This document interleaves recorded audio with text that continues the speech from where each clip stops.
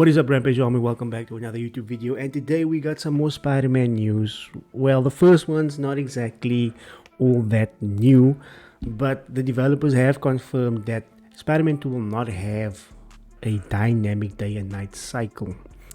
And this was a bit interesting because I believe Spider-Man 1, they said that it did not have a full day and night cycle. But the reason why I wanted to report on this is because, yeah, some fanboys are calling this out.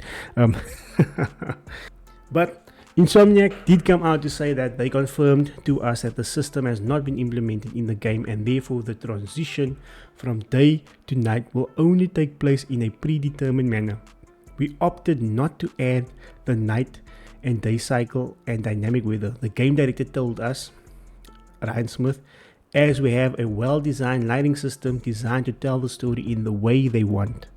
There would therefore be behind this move a narrative need and adventure setting, as well as wanting to highlight the lighting system in specific moments of the story.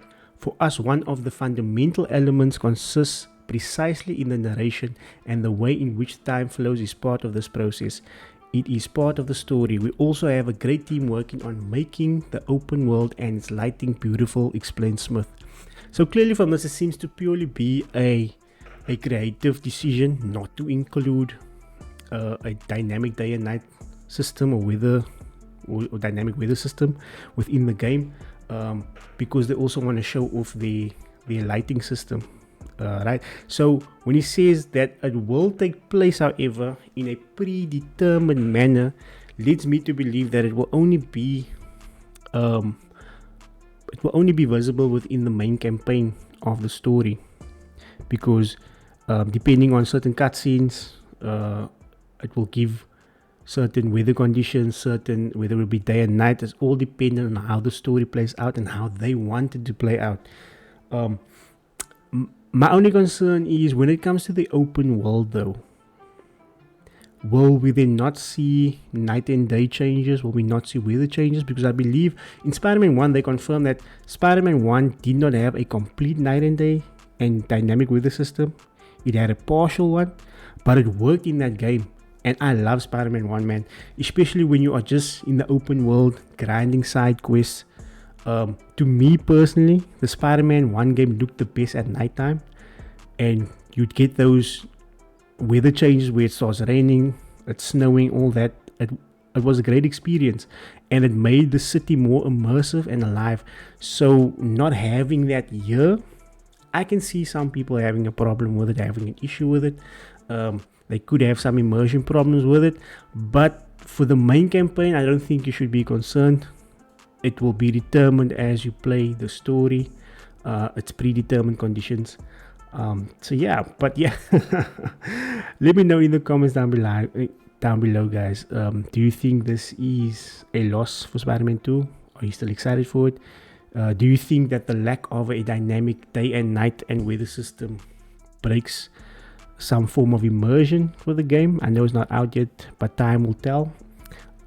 Now the reason, like I said, why I want to report on this, because there are some salty Xbox fans calling out the lack of this feature within the game. And first off, let's go to Peter Over, who says Marvel Spider-Man 2 will not have a dynamic day and night cycle. I need to see articles and YouTube videos from the Fox neutrals about how a AAA open world game in 2023 does not have a day and night cycle. You would do it if it was an Xbox game, so keep the same energy. Now, to some extent, I have to agree that if this was an Xbox exclusive game, the ponies would be tearing this game apart simply because it does not have a night and day cycle. And they were tearing apart Starfield for not having certain elements like pointing guns in the AI's faces and things like that, saying that it's breaking immersion. So it's going to be pretty interesting to see the immersion specialists out on YouTube and online to see what they have to say with the lack of this night and day system. It's going to be very interesting. Then we go on to Astel. He says that there's no need to explain why it was the only way to have ray tracing on Spider-Man 2 by trading off the dynamic weather and day and night cycle, while Forza Motorsport didn't need to skip the dynamic weather day and night cycle to have ray tracing. Oh God, I do not understand console wars, man. Every fanboy's gotta latch onto something of a particular game to fit their narrative. I said the same thing with the ponies, man, when they were bashing Starfield for just latching onto every negative thing. The same goes for the Xbox fans, man. They're latching onto this thing, saying that the reason why is because they, in order to have ray tracing on all modes, they needed to make some cuts. Now that could possibly be the case, but what we've seen from the developers, they've confirmed that it was purely a creative choice. Maybe it could have been that, given that they're doing ray tracing on the 30 FPS, 40 FPS, 60 FPS on the different modes, ray tracing is there, right? Maybe they had to make some cuts. Obviously the developers not going to come out and say, oh, that we had to make cuts here because otherwise the game wouldn't perform up to their standards. They want to show off their lighting system. They have a particular system in place, and it's predetermined within the main story of the game. So yeah. Oh man. Then we have Darius Fears. He goes on to say the same thing. It's hard to believe that Spider-Man 2 won't have a day and night cycle or dynamic weather. There's no way this is true. An open world game without a day and night cycle nor dynamic weather? I can't believe this. Fanboys would chew this up. It was an Xbox game. Again, I agree to that extent that if it was an Xbox game, people would be tearing this game apart by saying that, oh, it's supposed to be next gen, but it doesn't have a day and night and dynamic weather system. Oh, but let me know down in the comments below, guys. Do you think the lack of a day and night or dynamic weather system breaks the immersion of the game? Like I said, it's predetermined throughout the campaign. We have to wait and see how it plays out within the open world, because to me it would break immersion throughout the open world, because I personally do not want to be just stuck in daytime grinding out side quests. But let me know down in the comments below, guys. Do you think this is a small concern? Is it a big concern for you? Let me know in the comments down below. To me, it's not going to take away from how great this game is going to be, because it looks damn awesome. Let me just say it like that. Let me just put that out there. Anyway, moving on to the next piece of news. The next piece of news is that Insomniac Games have confirmed that Spider-Man 2 PS5 is about the same length as the original. The focus is on quality over unnecessary quantity. So the story will be about 17 hours to beat, and the story plus side stuff is about 30 hours to beat, and to platinum it is about 44 hours. Is that a W or an L? Now, to me personally, it doesn't matter if the game is less than 20 hours. If it was probably less than 10 hours, yeah, that's a problem. That would be a problem. But the first one was a great game. It was less than 20 hours for the main story, and you could take your time doing the side quests. Now, from what they're saying here is they focusing more on quality over unnecessary quantity. And Spider-Man 1 had a lot of unnecessary quantity side quests that I just didn't finish because they were just pointless to me.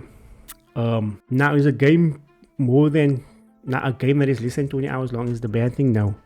And this is where I agree that having a game that is much shorter is refreshing in the sea of games we've had this year, that is where you can put over 100 hours into the game, such as Baldur's Gate 3, such as Starfield.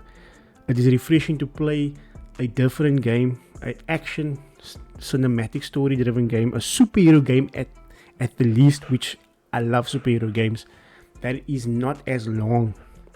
And Synth Potato perfectly sums this up, and I agree 100%. He says that Insomniac is saying that Spider-Man 2 is around the same length for the first game, so around 20 hours for the story, right?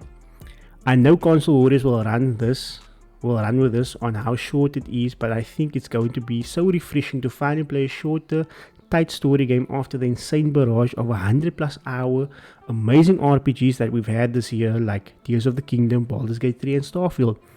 I couldn't be more happy that we are in an era of games that allows both 100+ hour experiences and 20-hour experiences to thrive.